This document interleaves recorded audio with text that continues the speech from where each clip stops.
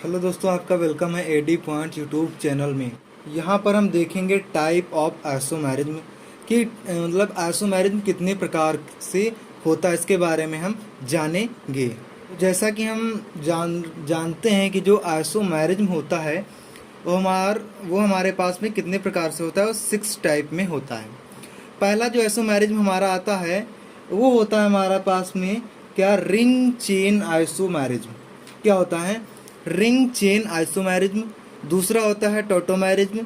तीसरा होता है फंक्शनल आइसोमेरिज्म। और चौथा होता है मेटामेरिज्म। और पांचवा होता है चेन आइसोमेरिज्म। और 6 नंबर यानी कि जो लास्ट नंबर पे आता है हमारा, वो होता है पोजीशन आइसोमेरिज्म। अब इनका जो प्रायोरिटी ऑर्डर होता है आइसोमेरिज्म का, वो किस प्रकार से होता है ये भी हम देख लेते हैं। तो जिनका प्रायोरिटी ऑर्डर होता है वो होता है, सबसे पहले इसमें आता है रिंग चेन आइसोमेरिज्म, है ना।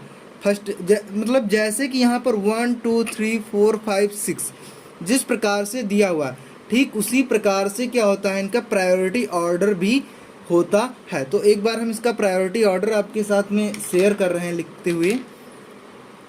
तो सबसे पहले आता है रिंग चेन का प्रायोरिटी ऑर्डर, फिर टोटोमेरिज्म का, फिर फंक्शनल आइसोमेरिज्म का, फिर मेटामेरिज्म का, फिर आता है चेन आइसोमेरिज्म का, और लास्ट में आता है पोजीशन आइसोमेरिज्म, है ना।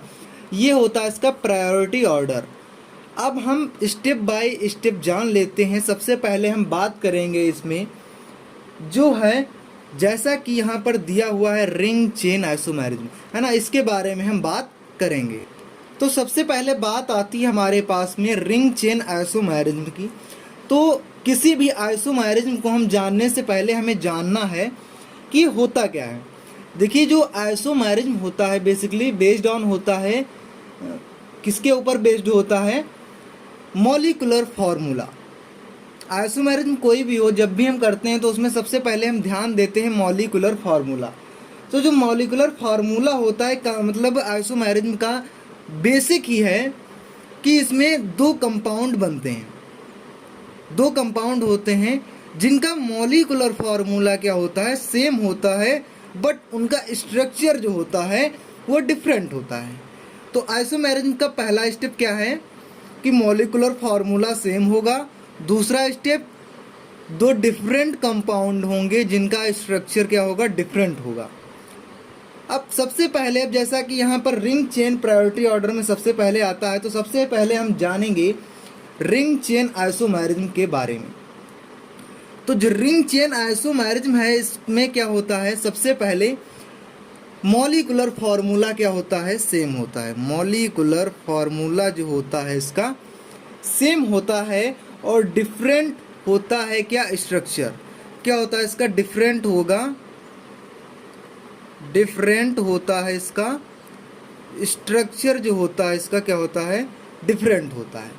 वो कैसे होता है? इसमें जो पहला कंपाउंड होता है, इसका पहला कंपाउंड जो है वो होता है साइक्लिक फॉर्म में। क्या होता है, साइक्लिक फॉर्म में। और जो इसका सेकेंड कंपाउंड होता है वो कहते हैं हम चेन, है ना। एक नॉर्मल चेन में होता है, कोई भी चेन हो सकती है। इसमें बेसिकली क्या होना चाहिए, एक साइक्लिक फॉर्म में इसका स्ट्रक्चर बनेगा और एक चेन फॉर्म में स्ट्रक्चर इसका बनेगा। अगर हम इसके एग्जाम्पल को देखते हैं तो इसका एग्जाम्पल है यहाँ पर,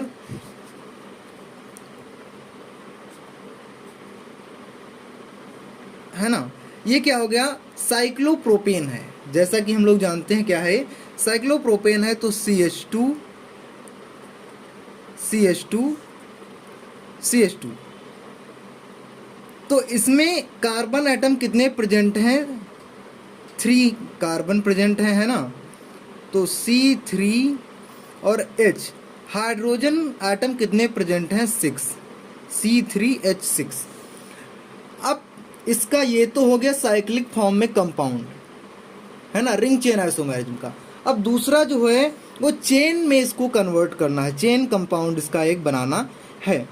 तो कार्बन कितने एटम हैं, 3 कार्बन के एटम हैं। तो हम लिख लेते हैं 3 कार्बन के एटम हो गए। अब हाइड्रोजन कितने हैं, 6 हाइड्रोजन हैं, तो यहाँ पर हम 3 हाइड्रोजन ये लगा रहे हैं और यहाँ पर 2 हाइड्रोजन ये लगा रहे हैं, 3 2 5 हाइड्रोजन इसके हो गए।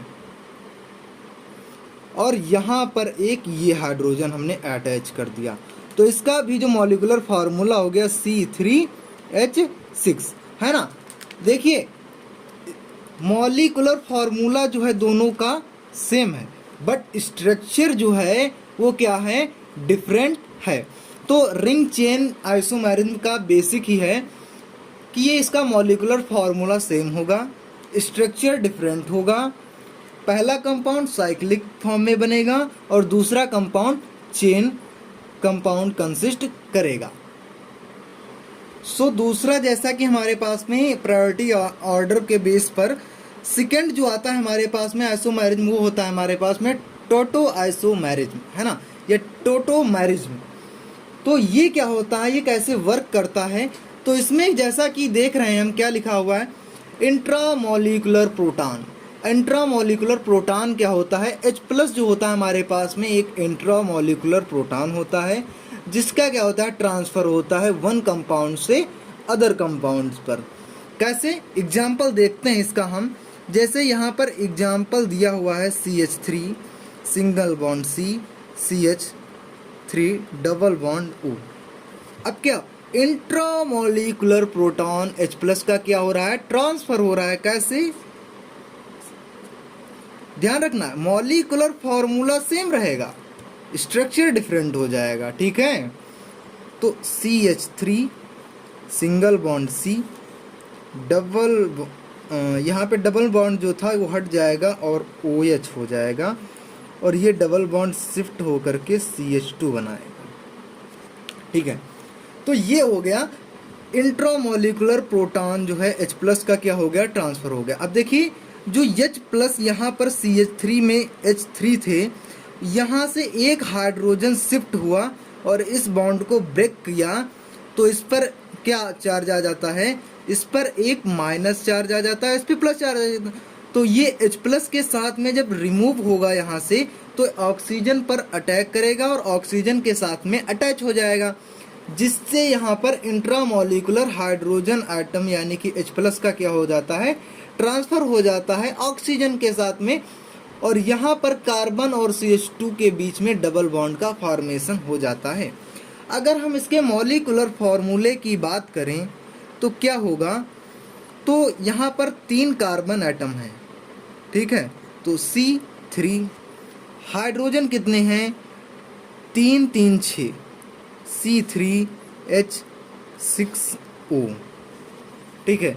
अगला इसकी अगर हम बात करें तो 3 कार्बन एटम, हाइड्रोजन 6, ऑक्सीजन 1, है ना, मॉलिक्यूलर फार्मूला सेम हो रहा है, ठीक है।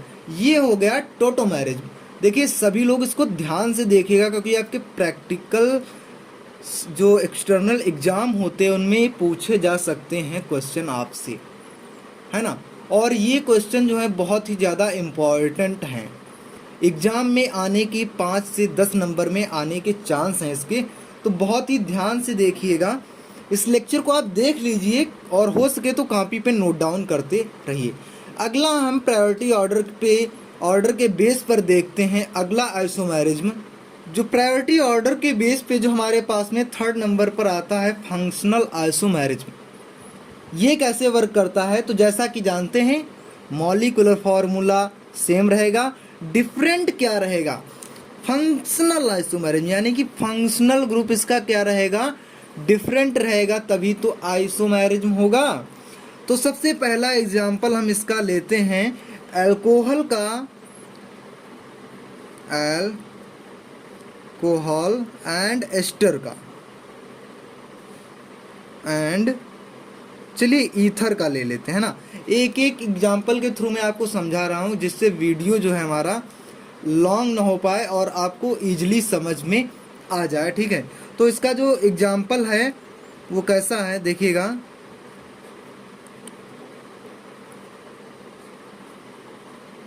है ना। अब देखिए फंक्शनल ग्रुप क्या है, इसमें डिफरेंट है ना। ये अल्कोहल है और ये क्या है, ईथर है। अब इसके मॉलिक्यूलर फार्मूला भी हम चेक कर लेते हैं। 1 2 3 कार्बन आइटम 3, हाइड्रोजन बॉन्ड कितने हैं इसमें, देखें हाइड्रोजन कितने हैं देखते हैं हम। इसमें भी 1 2 3, 3 कार्बन, ठीक है।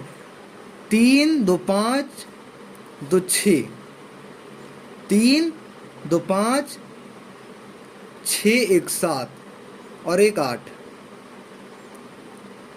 ठीक है। कितने, 8 हाइड्रोजन हो गए, 1 ऑक्सीजन हो गया। अब इसमें देखते हैं 3 2 5 6, 3 2 5 3 8, हाइड्रोजन 8 और ऑक्सीजन 1। मॉलिक्यूलर फार्मूला भी इसका सेम है। ये हो गया फंक्शनल आइसोमेरिज्म, ठीक है। सो फ्रेंड्स, आज का वीडियो यहीं तक। नेक्स्ट क्लास में हम देखेंगे metamerism, chain isomerism and position isomerism के बारे में। वीडियो काफ़ी ज़्यादा लंबा हो रहा है, इसलिए आज का लेक्चर यहीं पर स्टॉप करते हैं और नेक्स्ट क्लास में हम इन तीनों के बारे में आपके साथ में डिस्कशन करेंगे। तब तक के लिए बेस्ट ऑफ लक।